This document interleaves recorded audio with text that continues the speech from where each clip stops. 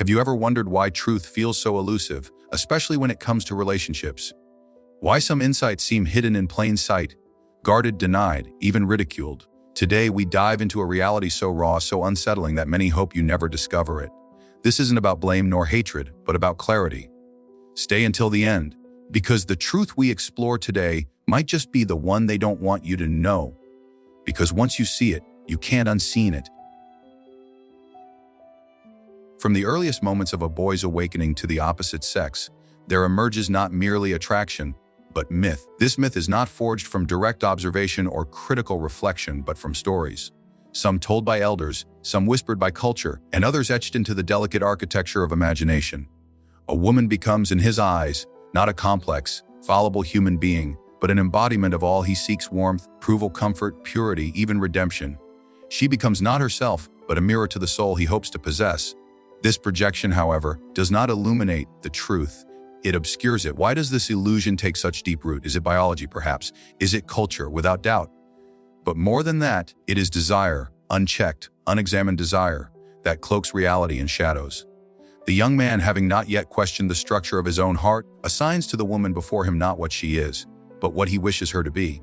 And what he wishes is everything he lacks: tenderness, completeness, unconditional regard. In his mind, she is not a partner but a cure. He sees not her essence but his need.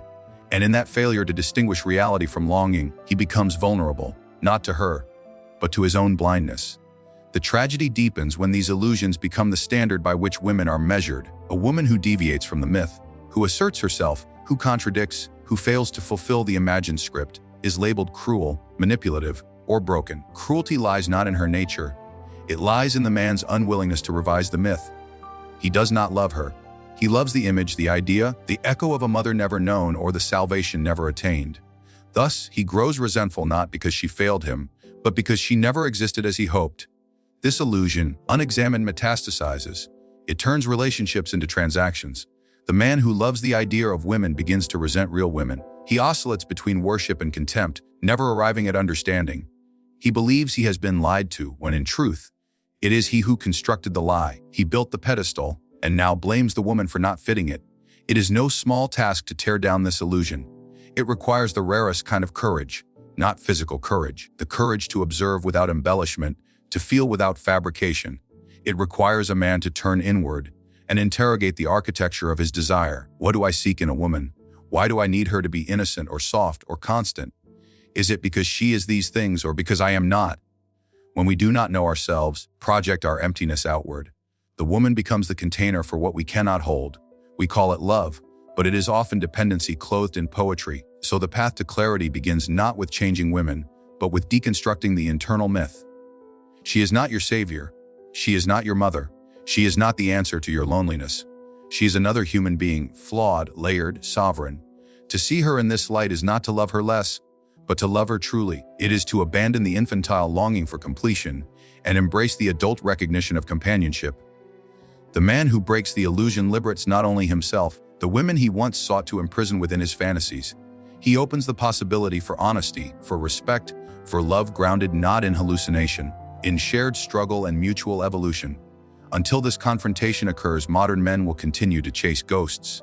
They will pursue affection, only to feel betrayed when the mask of perfection slips. They will blame women for not embodying the fantasy, never realizing that they asked her to play a role that no one could ever sustain.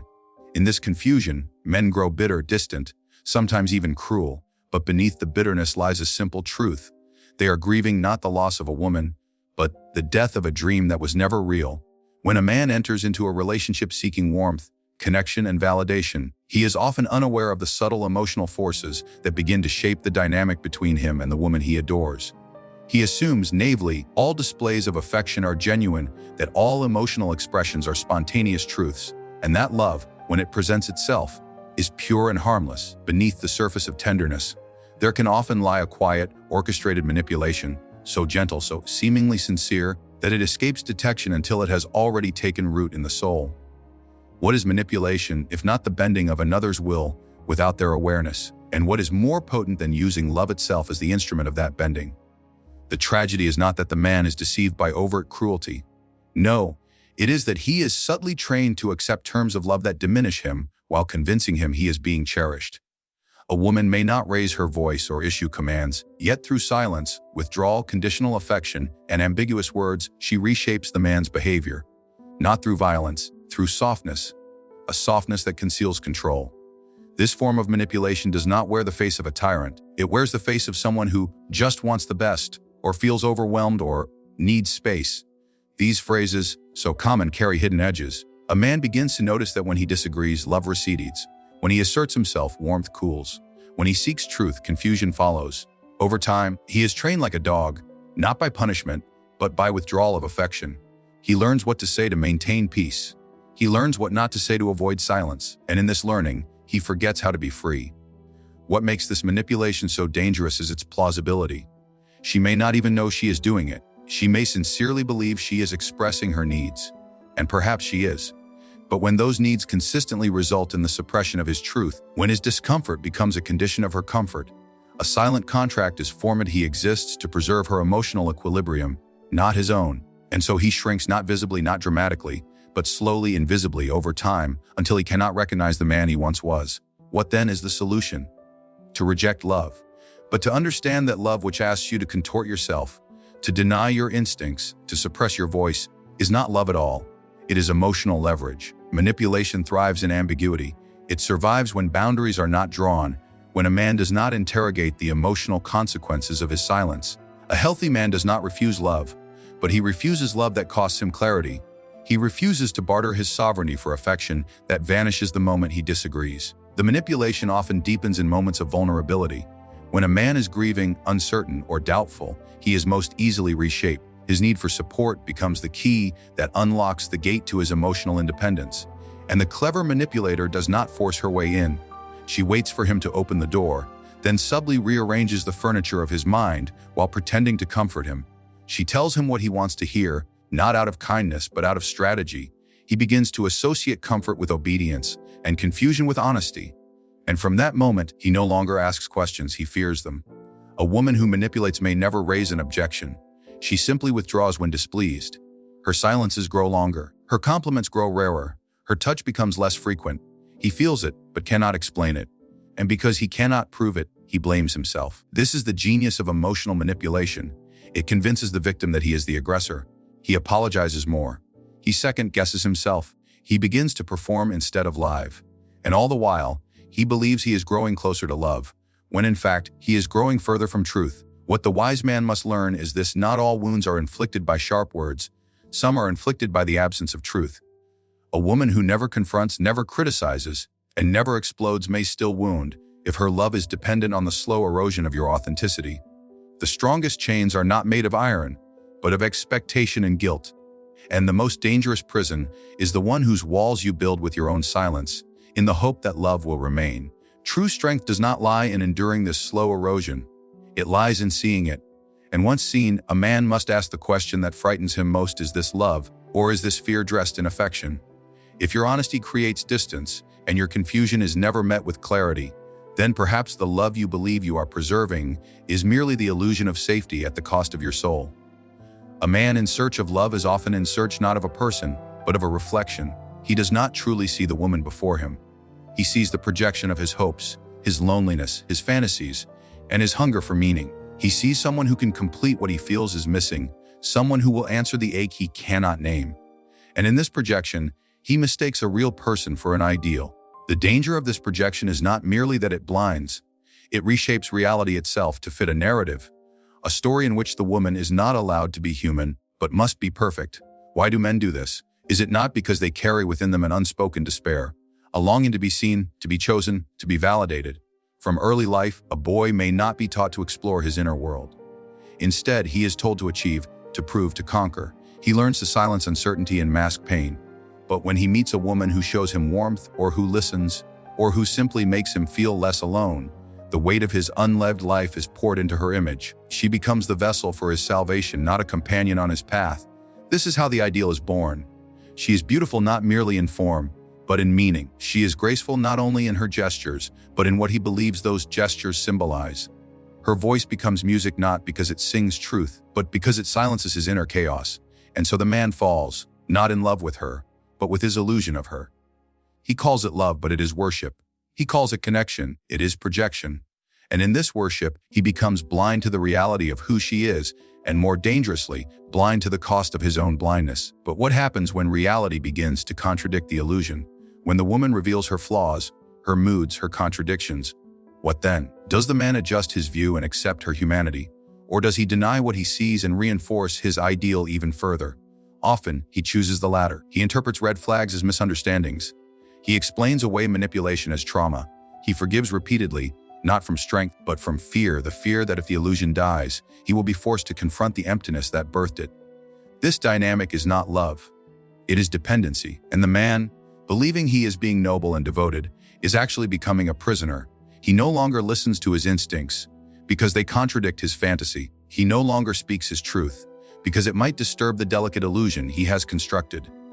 He begins to tolerate behaviors that degrade him, to ignore actions that humiliate him, and to betray his values for the sake of preserving the dream. And when the illusion finally shatters, as it must, he is not merely heartbroken.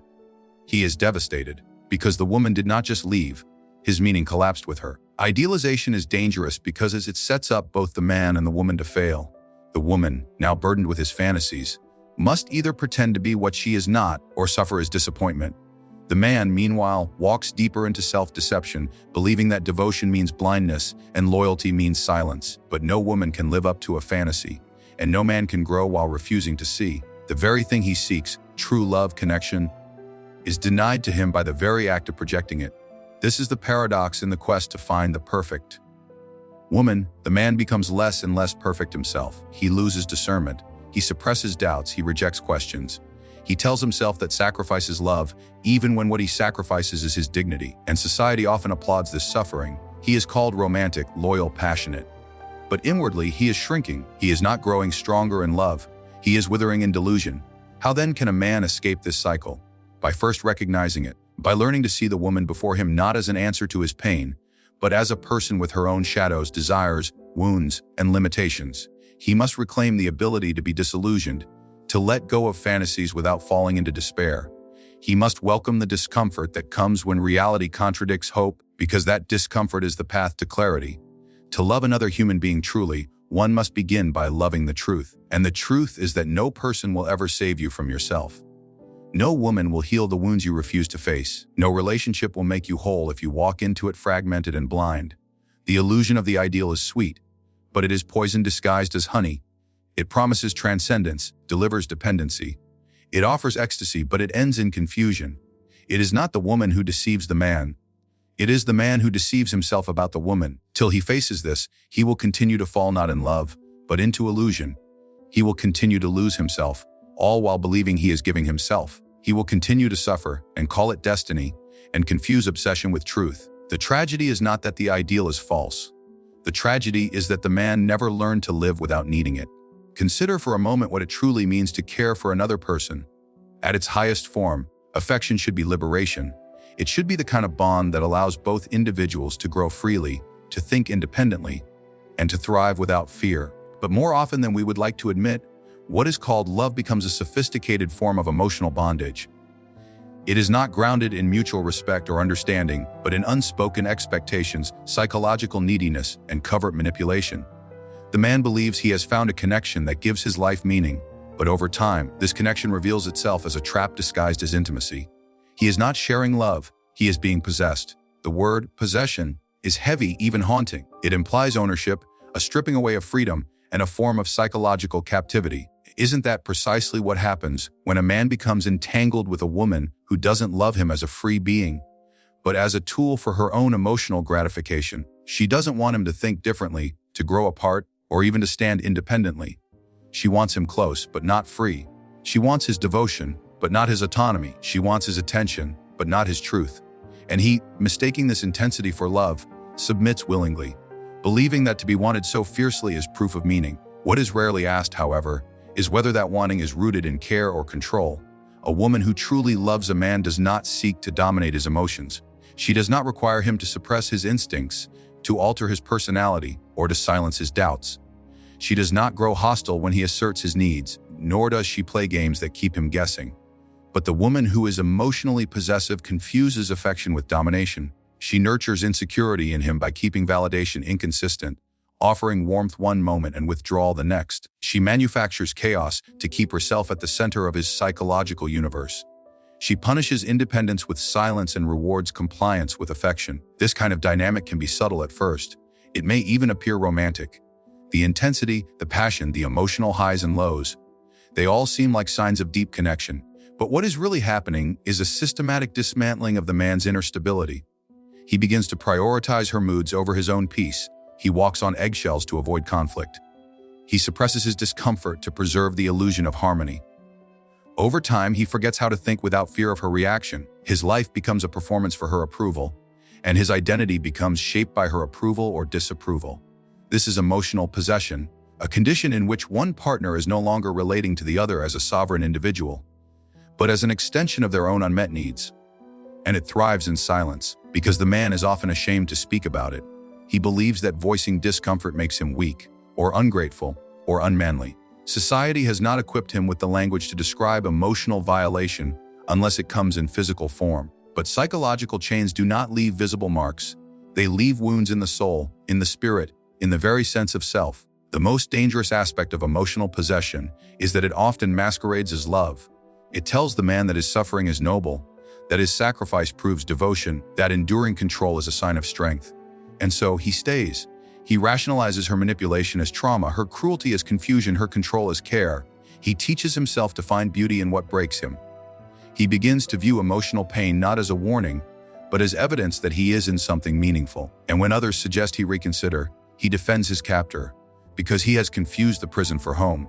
But true love cannot exist where freedom does not. Affection that is rooted in fear, in guilt, in silent coercion, is not love. It is a transaction of power. And in this transaction, the man is slowly empty. He is taught to abandon his truth for the sake of preserving the bond. He is discouraged from exploring parts of himself that might lead him away from her. He is emotionally punished for having boundaries, for expressing dissatisfaction, for being more than what she needs him to be. And still, he calls it love, because he has forgotten what love actually looks like. The process of emotional possession does not begin with a command. It begins with a subtle bending, a hesitation to speak, a need to appease, a pattern of self-denial. And as these moments compound, the man becomes smaller. He loses his ability to stand tall in his own values. He begins to question his judgment. He finds himself apologizing for things he didn't do, accepting blame that isn't his, and sacrificing parts of himself just to avoid conflict.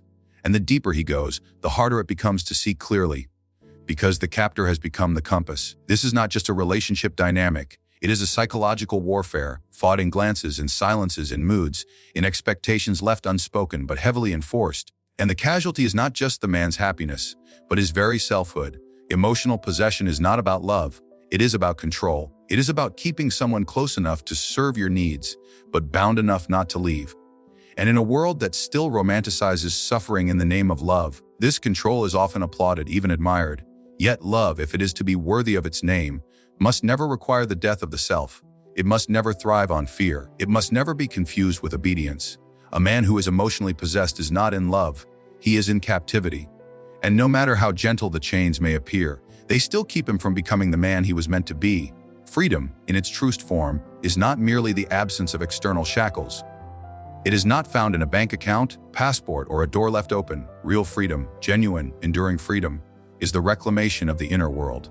It is the courage to stand alone, to see clearly, and to live according to one's own principles, regardless of the cost.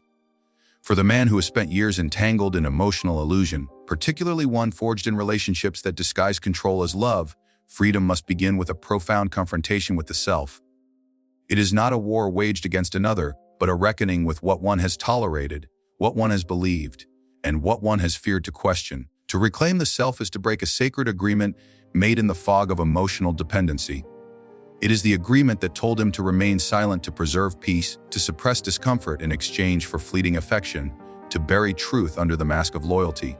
These agreements are not forced upon him with weapons or chains. They are accepted quietly, almost lovingly, in the name of emotional connection. Each concession carves away a part of his essence. And the tragedy is not simply that he is controlled. It is that he comes to believe he chose it, that love demanded it, that suffering was a virtue. Freedom begins with the collapse of this illusion. There must come a moment of radical honesty, A moment when he looks not at the other person, into the mirror, and asks what part of me allowed this? What part of me called pain a blessing? What one made me think that being needed was the same as being loved? In that inquiry, he begins to discover the roots of his captivity. For emotional possession is not sustained solely by the possessor. It is upheld by the unexamined wounds of the possessed. The fear of abandonment, the longing for approval, the itch to be chosen. These are not weaknesses, but they are vulnerabilities easily exploited by those who offer affection with hidden costs. When he begins to separate love from attachment, intimacy from control, and care from dependency, he starts to see the structure of the illusion. He sees how carefully it was constructed, not only by others but by himself. He sees how he confused intensity for depth and chaos for passion. He sees how he built his sense of identity on being needed, instead of being known. He begins to remember who he was before he learned to define himself through another's gaze. And in that remembrance, the illusion begins to crumble, not with rage, not with revenge, but with clarity. This clarity is not painless. In fact, it often hurts more than the illusion ever did, because to realize one's captivity is to grieve the years spent asleep, the energy wasted on manipulation disguised as love, the self abandoned for a version of peace that was never real. But this pain is not destructive. It is purifying. It is the pain of awakening, the ache of eyes adjusting to light after years in darkness. And once this pain is embraced, once it is not run from but walked through, it becomes the fire in which the false self is burned away. He begins to speak differently. He no longer fears the silence that follows honesty. He no longer apologizes for his needs, nor does he betray his values to earn temporary calm. He says no, not as a weapon, but as a boundary. He walks away, not from love, from illusion. And with each act of truth, he becomes more himself. He discovers that he can survive the discomfort of not being liked, that his worth is not measured by how well he can be controlled, and that real connection does not require self-sacrifice.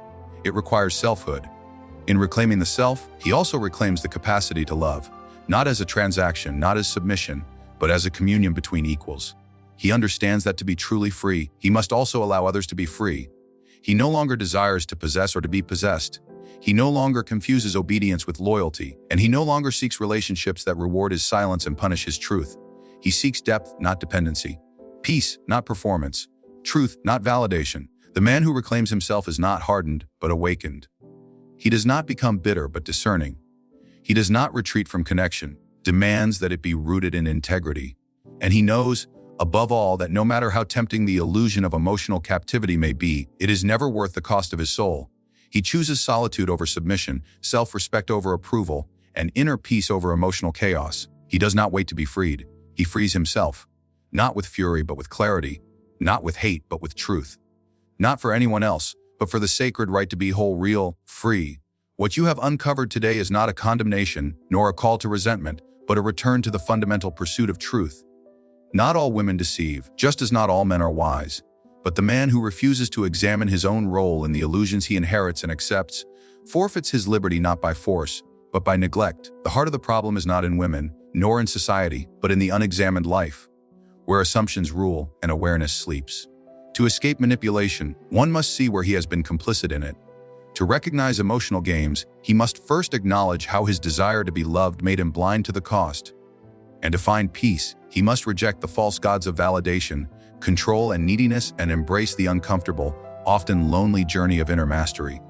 The truly awakened man is not angry that others tried to control him. He is grateful he no longer controls himself for their approval. He does not resent women for their power. He understands his own and no longer trades it for a fleeting feeling of acceptance. He is not driven by bitterness, but by clarity. And through this clarity, he sees that the greatest deception is not what others do to us, but what we do to ourselves when we stop asking questions. You must question what you've been told about love, strength, sacrifice, and even about yourself. The examined life will not give you easy answers, but it will give you freedom. And in that freedom, no one, not even the most cunning, can ever hold power over you again.